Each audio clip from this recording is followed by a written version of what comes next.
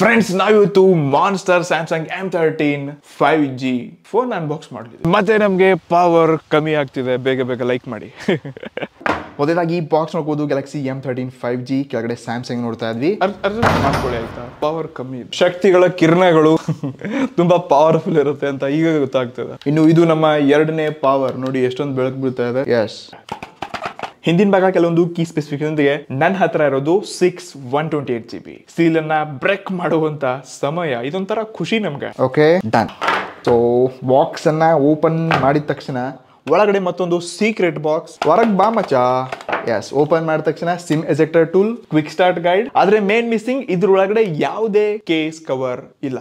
ಇನ್ನು ಇದು ನಮ್ಮ ಸ್ಮಾರ್ಟ್ ಫೋನ್, ಬ್ಲಾಕ್ ಕಲರ್ ಇದೆ. ಓಹೋ, ಕ್ರೇಜಿ ಲುಕ್ ಇದೆ ಗುರು. ಸದಕ್ಕೆ ಇದನ್ನ ಪಕ್ಕ ಕಡೆನ. ಓ ಮೈ ಗಾಡ್, ಮೇನ್ ಥಿಂಗ್ ಈ ಸರ್ತಿ ಬಾಕ್ಸ್ ಒಳಗಡೆ ಓಹೋ ಪವರ್ ಜಾಸ್ತಿ ಇದೆ. 15 ವ್ಯಾಟ್ ನ ಪವರ್ ಕೊಟ್ಟವ್ರೆ ಈ ಸರ್ತಿ. ಆಬ್ವಿಯಸ್ಲಿ 15,000 ರೂಪಾಯಿ ಆಗಿರ್ಲಿ, 20,000 ರೂಪಾಯಿ ಆಗಿರ್ಲಿ, ಸ್ಯಾಮ್ಸಂಗ್ ಬಾಕ್ಸ್ ಒಳಗಡೆ ಪವರ್ ಅಡಾಪ್ಟರ್ ಕೊಡ್ಲೇಬೇಕು. ಇದನ್ನ ಪಕ್ಕ ಕಡೆನ. ಇದನ್ನ ಬಿಟ್ರೆ ಹಾವಿನ ತರ ಹೊರಗೆ ಬರ್ತಾ ಇದೆ, ಅದು USB to Type-C ಕೇಬಲ್. ಸದ್ಯಕ್ಕೆ ಈ ಎಲ್ಲ ಸರಿನ ಸೈಡ್ ಇಡೋಣ.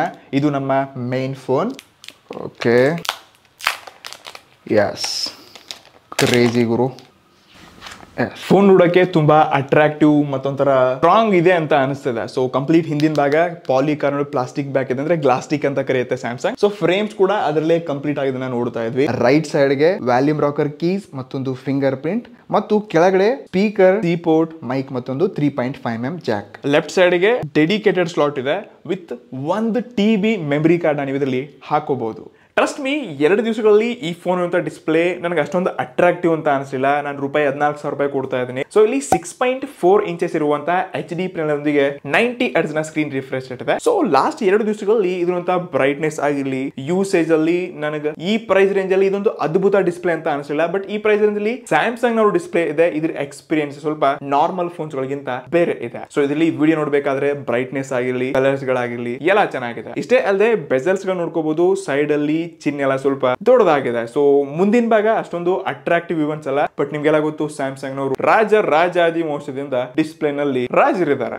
ಇನ್ನು ಈ ಫೋನ್ ಅಂತ ಸೆಕ್ಯೂರಿಟಿ ಬಗ್ಗೆ ನೋಡಿದ್ರೆ ನನಗೆ ಖುಷಿ ಆಯ್ತು ಗುರು. ನಾನು ಇದನ್ನ ಫಿಂಗರ್ ಪ್ರಿಂಟ್ ಸೆಟ್ ಮಾಡಬೇಕಾದ್ರೆ ನಾಕ್ ಸೆಕ್ಯೂರಿಟಿ ಅಂತ ಸಿಗ್ತಾ ಇತ್ತು. ಯೂಶುವಲಿ ಸ್ಯಾಮ್ಸಂಗ್ A ಸೀರೀಸ್ ಅಲ್ಲಿ ಇದು ಮಿಡ್ ಎಂಡ್ ಮಾತ್ರ ನಾಕ್ ಸೆಕ್ಯೂರಿಟಿನ ಕೊಡುತ್ತೆ. ಬಟ್ ಇದ್ರಲ್ಲಿ ಕೂಡ ನಾಕ್ ಸೆಕ್ಯೂರಿಟಿ ಇದೆ. ಇಷ್ಟಲ್ಲೇ ಫಿಂಗರ್ ಪ್ರಿಂಟ್ ಕೂಡ ತುಂಬಾ ಕ್ವಿಕ್ ಮತ್ತು ಫಾಸ್ಟ್ ಆಗಿ ಅನ್ಲಾಕ್ ಆಗುತ್ತೆ. ನೋಡ್ಕೋಬಹುದು, ಟಚ್ ಮಾಡಿದ್ರೆ ಅನ್ಲಾಕ್ ಆಗುತ್ತೆ. ಸೆಕ್ಯೂರಿಟಿ ಪರ್ಪಸ್ ಕೂಡ ಇಲ್ಲಿ ಸ್ಯಾಮ್ಸಂಗ್ ಒಂದು ಬ್ರಾಂಡ್ ನಂಬಿಕೆ, ವಿಶ್ವಾಸ ಇಡಬಹುದು. ಇದು ಮಾನ್ಸ್ಟರ್ ಫೋನ್ ಅಲ್ಲಿ ಮಾನ್ಸ್ಟರ್ ಕ್ಯಾಮ್ರಾ ಇದೆ ಅಂತ ಟೆಸ್ಟ್ ಮಾಡಕ್ಕೆ ನಾವು ಹೊರಗಡೆ ಸುತ್ತಾಡಿ ನೇಚರ್ ಬೆಳಕಲ್ಲಿ ಫೋಟೋಸ್ ಗಳನ್ನ ತೆಗಿಯೋಣ.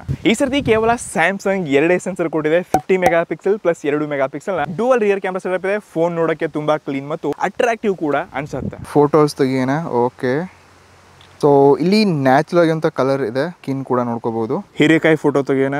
ಓಕೆ, ಸೊ ಈ ಪಿಕ್ಚರ್ ನೋಡ್ಕೋಬಹುದು. ಸೊ ಇಲ್ಲಿ ಕ್ಲಾರಿಟಿ ಮತ್ತು ಕಲರ್ಸ್ ನ ಅಬ್ಸರ್ವ್ ಮಾಡಿ, ಇಲ್ಲಿ ತುಂಬಾ ಕ್ಲಾರಿಟಿ ಕ್ಯಾಪ್ಚರ್ ಮಾಡಿದೆ. ಸೊ ಈ ರೀತಿಯಾಗಿ ಇನ್ನೂ ತುಂಬಾ ಡಿಫ್ರೆಂಟ್ ಕಂಡೀಷನ್ ಫೋಟೋಗಳನ್ನ ತೆಗೆದಿನ ಸ್ಕ್ರೀನ್ ಮೇಲೆ ನೋಡ್ಕೋಬಹುದು. ಸೊ ಇಲ್ಲಿಯ ಸ್ಕಿನ್ ಟೋನ್ ಆಗಿರ್ಲಿ, ಕಲರ್ಸ್ ಗಳಾಗಿರ್ಲಿ, ಸ್ಪೆಷಲಿ ಡೈನಾಮಿಕ್ ರೇಂಜ್ ಅಲ್ಲಿ ಸ್ಯಾಮ್ಸಂಗ್ ನ AI ಏನಿದೆ, ಇದು ನನಗೆ ತುಂಬಾ ಖುಷಿ ಆಗುತ್ತೆ. ಅದು ಸ್ಕೈ ಆಗಿರ್ಲಿ ಅಥವಾ ಹಿಂದಿನ ಗಿಡ ಮರ ಬಳ್ಳಿ ಆಗಿರ್ಲಿ, ಕಲರ್ಸ್ ಗಳನ್ನ ಎಕ್ಸಾಕ್ಟ್ಲಿ ತುಂಬಾ ಕಲರ್ಫುಲ್ ಮತ್ತು ಒಂದು ಲೈಕ್ ನ್ಯಾಚುರಲ್ ಆಗಿ ಏನ್ ನೋಡ್ತಾ ಇರ್ತೀವಿ ಸೇಮ್ ಅದೇ ರೀತಿಯಾದ ಪಿಕ್ಚರ್ಸ್ ಗಳು ಅನ್ಸುತ್ತೆ. ಸ್ಕಿನ್ ಟೋನ್ ನ ಸ್ಮೂತ್ ಮಾಡುತ್ತೆ, ಲೈಕ್ ಒಂದ್ ರೀತಿ ಚೈನೀಸ್ ಫೋನ್ಸ್ ತರ ಅಲ್ಲ.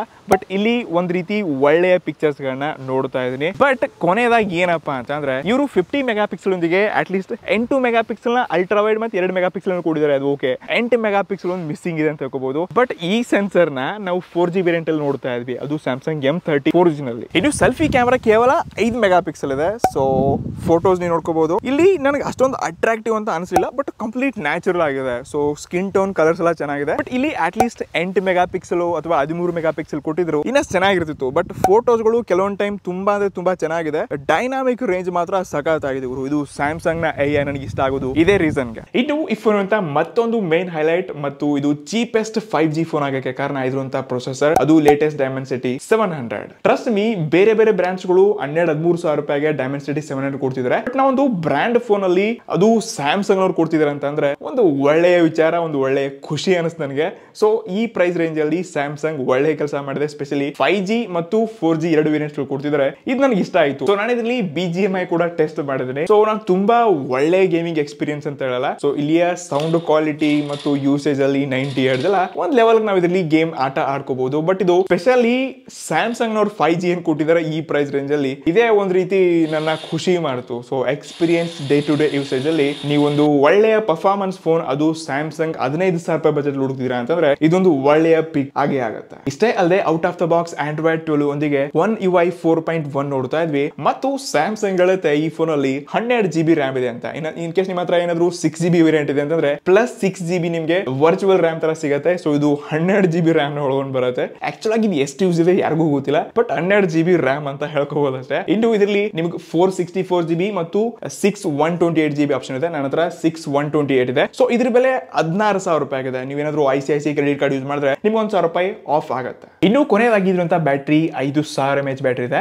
ಮಾನ್ಸ್ಟರ್ ಅಂತಂದ್ರೆ ಆಲ್ಮೋಸ್ಟ್ ಎಲ್ಲದರಲ್ಲಿ 6000 ಇರ್ತಿತ್ತು, ಬಟ್ ಇದೇ 4G ವೇರಿಯಂಟ್ ಅಲ್ಲಿ ಕೂಡ ನಿಮಗೆ 6000 mAh ಇದೆ. ಬಟ್ ಇಲ್ಲಿ 5000 mAh ಇದೆ ವಿತ್ 7nm ಚಿಪ್ ಇರೋದ್ರಿಂದ ನಿಮ್ಗೆ ಖಂಡಿತ ಅಲ್ಲಿ ಒಂದು ಒಳ್ಳೆ ಬ್ಯಾಟ್ರಿ ಬಾಳಿಕೆ ಕೂಡ ಸಿಗುತ್ತೆ. ಇದೆಲ್ಲಕ್ಕಿಂತ ಹೆಚ್ಚಿನ ಏನಪ್ಪಾ ಅಂತಂದ್ರೆ ಈ ಸರ್ತಿ ಪವರ್ ಅಡಾಪ್ಟರ್ ಕೊಟ್ಟವ್ರಿಗೂ ಖುಷಿ ಆಯ್ತು ನನಗೆ. ಅಂಡರ್ 20,000 ಸ್ಯಾಮ್ಸಂಗ್ ಇರ್ಲಿ ಅಥವಾ ಯಾವುದೇ ಬ್ರಾಂಡ್ ಲಾಂಚ್ ಮಾಡಿದ್ರು ಪವರ್ ಅಡಾಪ್ಟರ್ ಬೇಕೇ ಬೇಕು. ಸ್ಯಾಮ್ಸಂಗ್ ಈ ಸರ್ತಿ ಒಳ್ಳೆ ಕೆಲಸ ಮಾಡಿದೆ ಅಂತ ಹೇಳಲೇಬೇಕು. ಕೊಟ್ಟಿದಾರ ಗುರು, ಕೊಡ್ಲಿಲ್ಲ ಅಂತಂದ್ರೆ ಎಕ್ಸ್ಟ್ರಾ ದುಡ್ಡು ಕಟ್ಟಬೇಕಾಗತ್ತೆ. ಸೊ ನಿಮ್ಗೆ ಏನಿಸುತ್ತೆ 20,000 ರೂಪಾಯಿ ಒಳಗಡೆ ಬ್ಯಾಟ್ರಿ ಪವರ್ ಅಡಾಪ್ಟರ್ ಬೇಕಾ? ಬ್ಯಾಟ್ರಿ ಬೇಕು, ಪವರ್ ಅಡಾಪ್ಟರ್ ಬೇಕಾ? ಕಮೆಂಟ್ ಮಾಡಿ. ಇದು ಕೊನೆಯದಾಗಿ ನನ್ನ ಅನಿಸಿಕೆಗಳೇನಪ್ಪ, ಈ ಫೋನ್ ನಾವು ಕೊಂಡುಕೊಳ್ಬಹುದು ಅಂತ ಯಾಕಂದ್ರೆ ಖಂಡಿತ ಸ್ಯಾಮ್ಸಂಗ್ ನವರು ಇನ್ನೂ ಕೆಲವೊಂದು ಅಪ್ಗ್ರೇಡ್ ಇರಬೇಕಾಗಿತ್ತು. ಫಾರ್ ಎಕ್ಸಾಂಪಲ್ ಇಲ್ಲಿ ನಿಮಗೆ ಫುಲ್ HD+ ಡಿಸ್ಪ್ಲೇ ಕೊಡಬೇಕಾಗಿತ್ತು. ಮತ್ತು ಸೆಲ್ಫಿ ಕ್ಯಾಮ್ರಾ ಏನಿದೆ ಇಲ್ಲಿ 5 ಮೆಗಾಪಿಕ್ಸೆಲ್ ಇದೆ. ಅಟ್ಲೀಸ್ಟ್ 8 ಅಥವಾ 13 ಕೊಟ್ಟಿದ್ರೆ ಇನ್ನಷ್ಟು ಚೆನ್ನಾಗಿರ್ತಿತ್ತು. ಸೊ ಇದೊಂದು 5G ವೇರಿಯಂಟ್ ನ ಅದು ಸ್ಯಾಮ್ಸಂಗ್ ನವರು Dimensity 700 ತಗೊಂಡ್ ಬರ್ತೀರಾ ಅಂತಂದ್ರೆ ನಿಜವಾಗ್ಲೂ ಒಂದು ಒಳ್ಳೆ ವಿಚಾರ. ಸೊ ಇದಕ್ಕೋಸ್ಕರನೇ ಇಲ್ಲಿ ಕೆಲವೊಂದು ಫೀಚರ್ಸ್ ಗಳನ್ನ ನಾವು ನೋಡಕ್ ಸಿಗ್ತಾ ಇಲ್ಲ. ಸೊ ನೀವೇನಾದ್ರೂ 5G ಮತ್ತು